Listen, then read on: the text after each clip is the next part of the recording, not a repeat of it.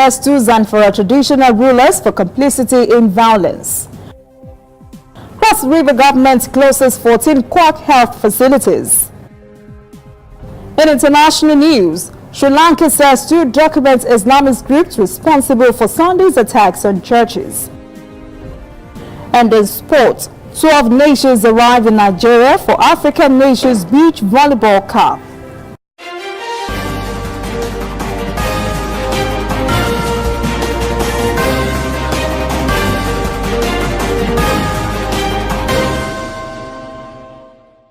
This is ANN News. I am Olajumoke Olatunji. Nigerian army troops attached to Operation Harbin Kunana 3 have arrested two Zamfara traditional rulers for complicity in committing violence. They have been accused of serving as informants to bandits. Earlier, during the gun battle, the Nigerian army shot dead 6 bandits in Kursa and Suka villages in the Anka local government area of Zamfara state. The arrested Zamfara traditional rulers are leaders of Doka and Mutu villages in the Guza local government area of the state. The Zamfara State Council of Chiefs has denied the allegations. Another judge has withdrawn from a suit filed by Imo State Governor Rochas Okorocha seeking another compelling the Independent National Electoral Commission (INEC) to issue him a certificate of return as Imo West Senator-elect. This is the second judge to withdraw from the suit. Justice Taiwo of the Federal High Court in Abuja earlier withdrew from the case after his withdrawal on April the 10th. The case was assigned to Justice Okon Abang, also of the Federal High Court in Abuja. He was set to a fixed April the 11th for hearing, but now he has withdrawn, citing Okorocha's letter of the Chief Judge of the Federal High Court, Justice Adamu Abdulkafarati, asking for the transfer of the case to another judge. Senate President Bukola Saraki has reacted to claims by the national leader of the All Progressives Congress, Asiwaju Bola Tinubu, that he had been pardoned the national budget since 2015. Saraki is challenging Tinubu to present proof of his claims. And former Lagos State Governor Bola Tinubu has accused Saraki and the Speaker of the House of Representatives, Yakubu Dogara, of pardoning national budget since they came to power. Tinubu says, quote, "National budgets were delayed and distorted as these actors repeatedly sought to pad budgets with pet projects that would profit them." End quote. In a statement on Monday by his special advisor on media and publicity, Yusuf Olaniyonu, Saraki slammed the allegation as careless, irresponsible, and callous. The Cross River Private Hospital Regulatory Board has shut down 14 health facilities in the state for medical quackery and substandard operations. The facilities include Destiny Medical Consult in Calabar, Holy Trinity Clinic and Maternity in Bekwara Local Government, and Divine Favor Clinic and Maternity in Yugaga in Yala. The board says these facilities were caught in an intensified surveillance carried out with a view to curbing the rate of medical quackery in the state, especially in remote areas. It said that the action had prevented the reckless and unwarranted loss of lives. And still on health, President of Nigeria Medical Association has revealed that some public hospitals are battling with obsolete equipment while others have none. Dr. Francis Faduyile says Nigeria's public hospitals have just 8 radiotherapy centers where cancer treatment could be carried out, but only 4 of them were functioning as of Monday. Faduyile says there are 8 teaching hospitals in Nigeria with radiotherapy centers. Chief Medical Director Professor Chris Bode says the Nigeria Sovereign Investment Authority Lagos University Teaching Hospital Youth Cancer Center that was inaugurated by President Muhammadu Buhari in February will begin treating patients next month. Fadile also says the country has 143 kidney dialysis centers in both public and private hospitals. He said there were 53 centers in both teaching hospitals and federal medical centers. Coming up, African stories.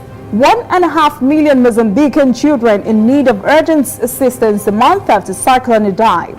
And later, international news. Sri Lanka says 2 documents Islamist groups responsible for Sunday's church bombings in Colombo.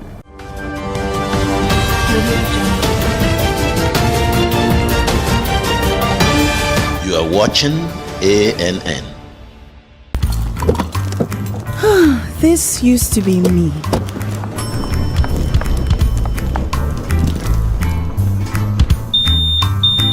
But that was before I got the perfect bag. It's handy and easy to use. All I need in one compact space, just like my MTN Extra Value plan. I used to get one plan for my calls and then try to remember which data plan worked for me. Roaming was a totally different ballgame. Not anymore. I've got the MTN Extra Value all-in-one plan. If you're a data buff like me, you get extra data with some talk time. And if you like to make calls, you get extra talk time with some data. And when I'm abroad, I automatically browse, chat, and call right on the same plan. MTN Extra Value was made just for me. More of data or calls, whichever one you prefer. MTN Extra Value is made just for you.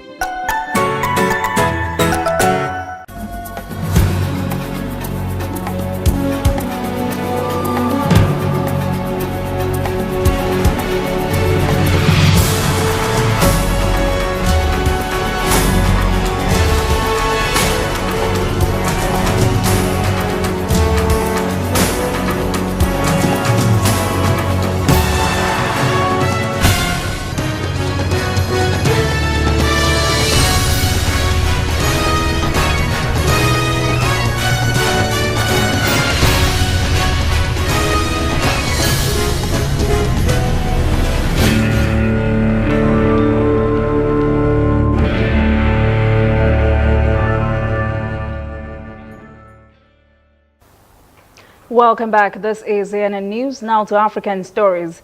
UNICEF says at least 1.5 million children in Mozambique need urgent assistance 1 month after Cyclone Idai decimated part of their country and 2 other southern African states.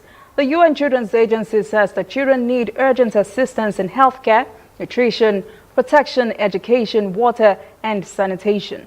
The agency warns any prolonged interruption in access to essential services could lead to an outbreak of diseases and spikes in malnutrition. UNICEF says the needs in Mozambique are massive. 1 million children are in need of assistance there. Nearly 500,000 Malawian children and 100,000 in Zimbabwe also need assistance. Flood waters have largely receded across the 3 countries, and some affected families have begun to return home. Egypt has held a constitutional referendum on draft constitution amendments for which it had light to moderate turnout during the 3 days of the referendum. One area of concern to authorities is that most of the young voters were absent.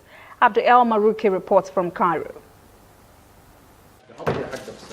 The wrinkles on their faces and their grey hair declare the dominant age group in this referendum so far.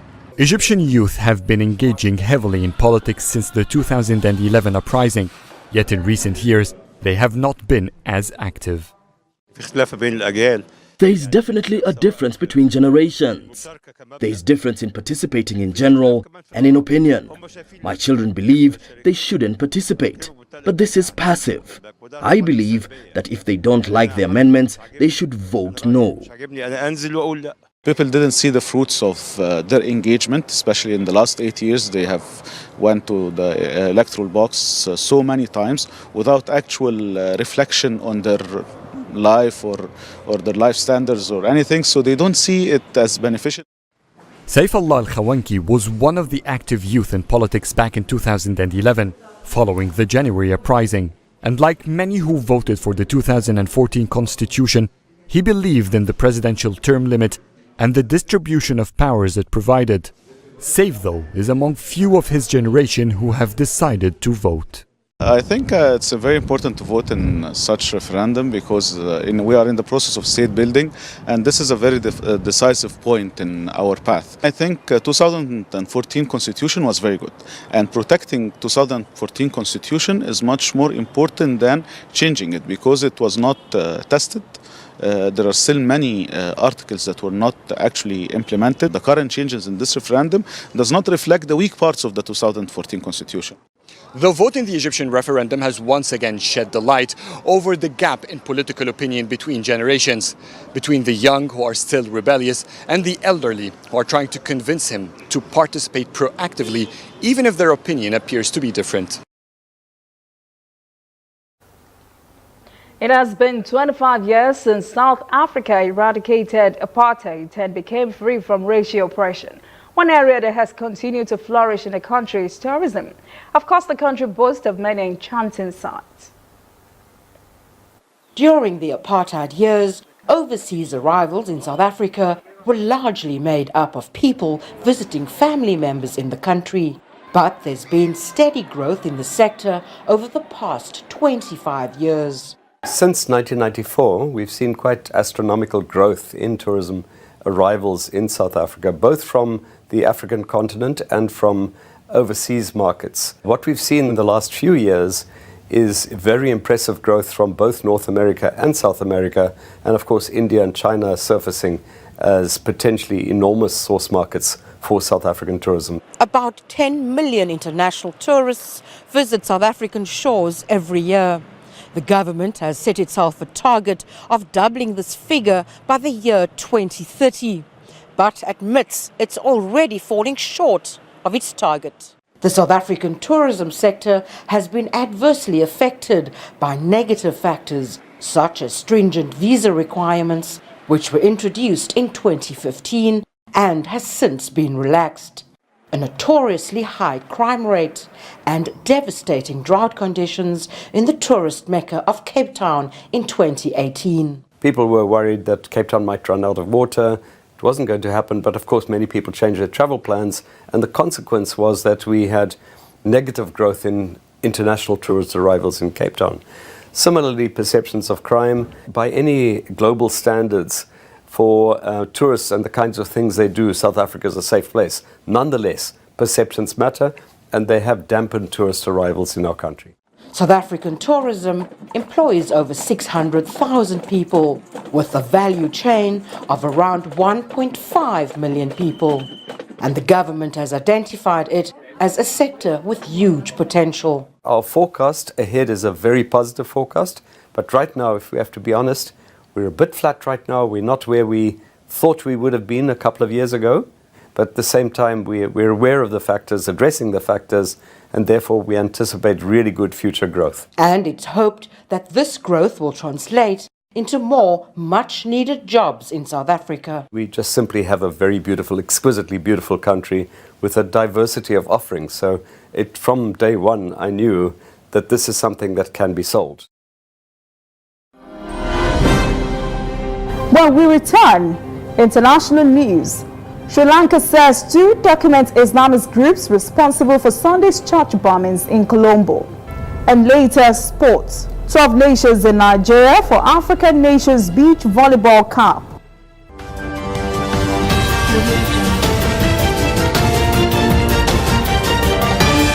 You are watching ANN. Looking for some Disney magic but don't know where to find it? We've got a magical solution just for you. Simply go to DisneyNigeria.mobi and get an exciting selection of games, short videos, wallpapers, shareables, and more. Explore a whole new world of Disney on your mobile, tablet, or PC. For just 200 Naira monthly, you get to enjoy the fun to infinity and beyond. SMS Disney to 11006 to begin. Terms and conditions apply. This service is only available to MTN customers.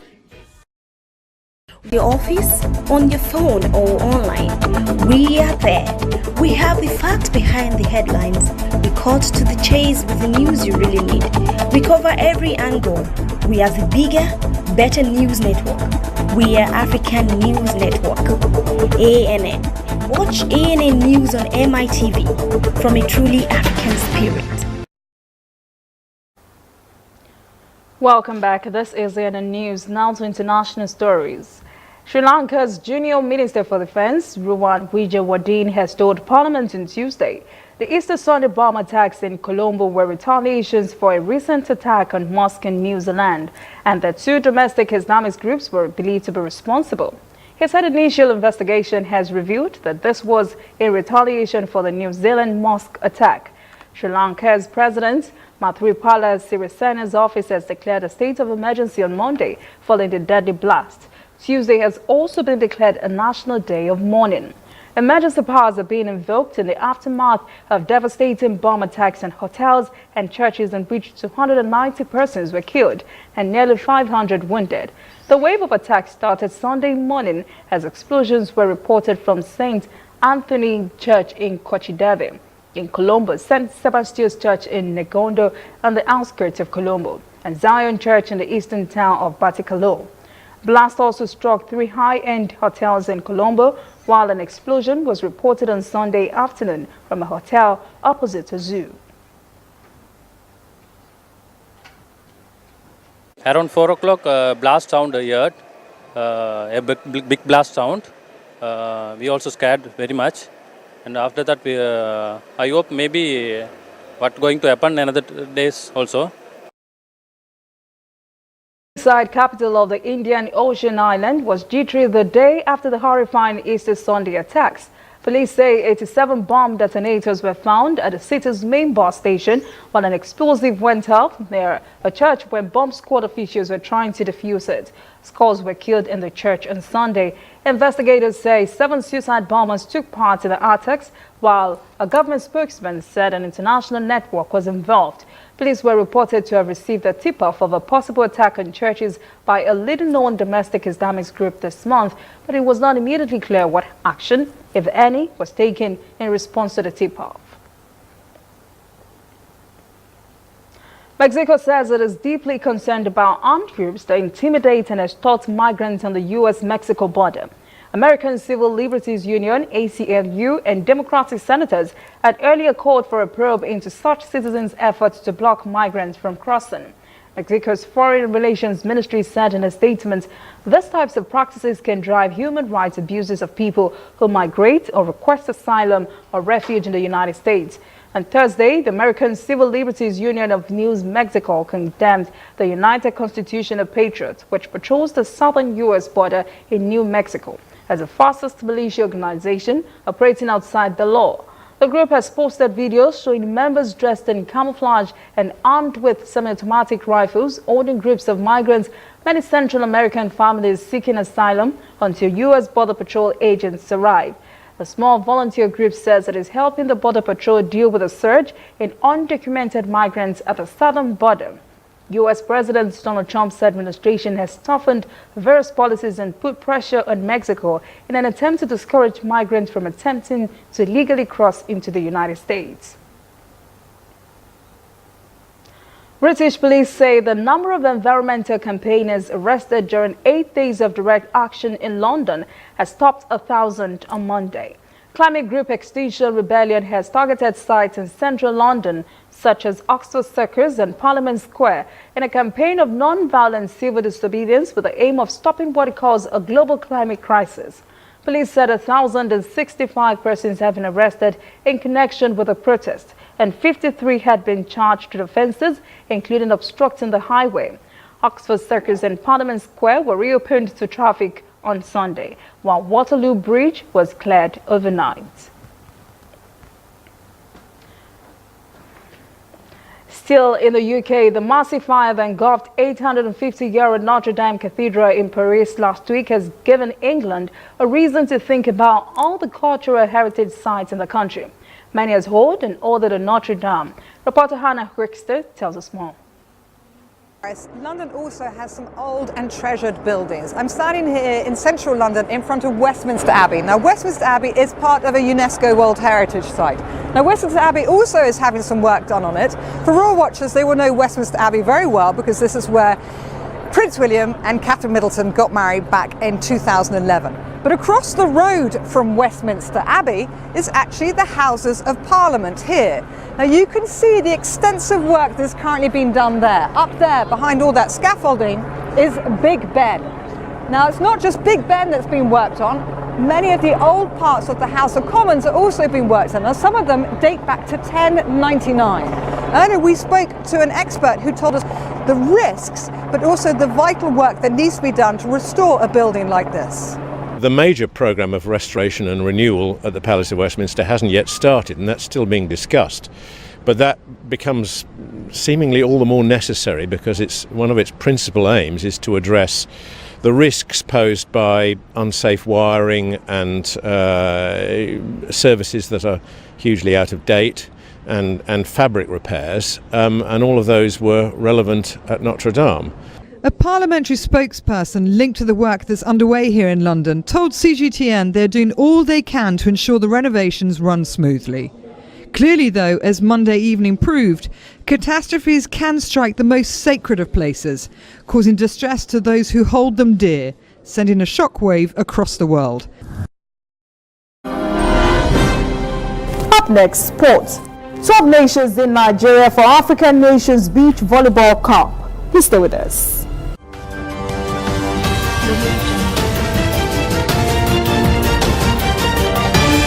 You are watching ANN. Somewhere in the world, every second of the day, news is happening. And of course, Nigeria is bustling with news day and night. That is why ANN doesn't sleep. Our eyes are peeled, wide open, so no story escapes our radar. We stay abreast of world events and happenings at home. We keep you up to the minute in the world of sports. We give you information to stay on top of your investments and all the hard facts you need to navigate your day. If you miss us on air, you can keep up to date on our website, annafrica.net, and on our social media platforms, Twitter, Instagram, and Facebook at ANN Africa TV. We are ANN, African News Network. We do news right in a truly African spirit.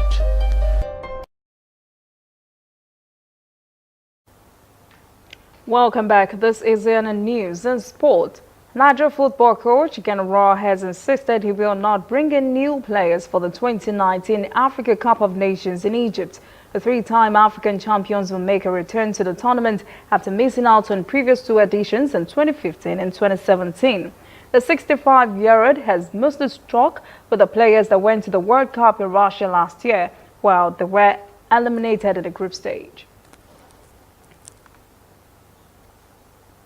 12 countries are already in Nigeria for this year's African Nations Beach Volleyball Male and Female Senior Cups, which began on Monday. Secretary General of Nigeria Volleyball Federation, Alhaji Adamu Maikano, says Algeria, Morocco, Uganda, Rwanda, Gambia, and Benin Republic had arrived in the country on Sunday. Other participating nations are host Nigeria, Sudan, Mauritius, Niger, Ivory Coast, Egypt, and Mozambique. The Secretary General said the country has all the facilities required to host the tournament. That is ANN News this evening. Thank you for joining us. For details on this and other stories, visit the website annafrica.net. Conversation continues on our social media platforms, Twitter, Instagram, and Facebook at ANN Africa TV.